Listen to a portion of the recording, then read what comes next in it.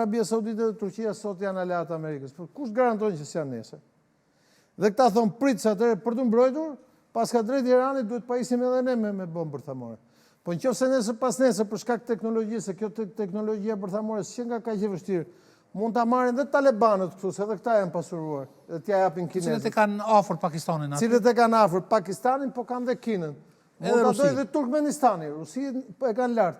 Pra nëse këta gjithë pajisen me bombë bërthamore dhe asnjë nuk e respekton ligjin ndërkombëtar nga këta.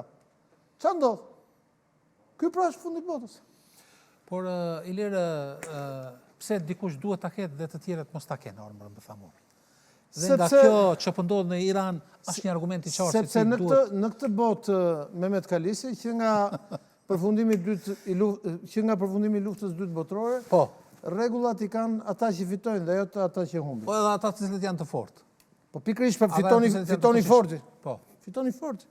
Pra nuk ka të bëjë me rregullat e demokracisë, e ligjit ndërkombëtar apo ajo çka flitet.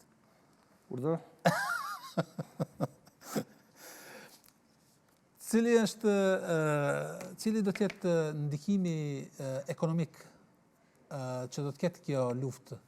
Flasim për rritje të çmimeve, po gjërat e tjera? Jo, kjo është tjetër gjë. Duhet të flasim mirë sa kushton lufta.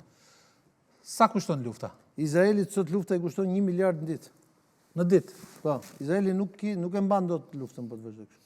Kush e mbështet Izraelin në këtë luftë? Perëndimi SBA-ja e parë, po perëndimi i tërë si grup. Dhe Irani gjithashtu nuk e mban dot, se dhe Iranit i kushton kjo luftë rreth 1 miliard në ditë. Edhe Irani nuk e mban dot. To janë dy vende të cilat nëse kjo luftë zgjerohet kështu dhe vazhdon kështu, nuk e mban dot. E diti sa ka kushtuar, sa kushton një bombë nga ato që kanë hedhur amerikanët? 8 bomba kanë hedhur amerikanët aty. Në ato impiantin e Fordo, në Natanz dhe Isfahanit. Vetëm një nga ato bomba kushton $400 milion. Tetër 4 bëjnë 3.2.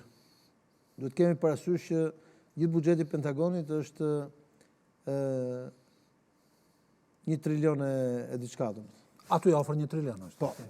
Tani pa llogaritur këtu sa kanë kushtuar në ndecet, raketa Tomahawk, avionët, karburanti, mbështetëse, pra vetëm kjo goditja këtu mund të ketë kushtuar një 50 miliard e gjitha bashkë. Diku 130 avion kanë marrë pjesë në... Pra vetëm kjo goditja këtu mund të ketë kushtuar. Tash imagjino sikur këtu të vihet edhe mbrapa Rusia dhe Kina dhe India në anën tjetër.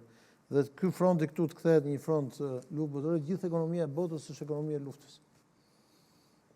Pa hyrë këtu, tek ajo që thash, naftë, gaz naftë, këtu ke Azerbajxhanin, naftë dhe gaz,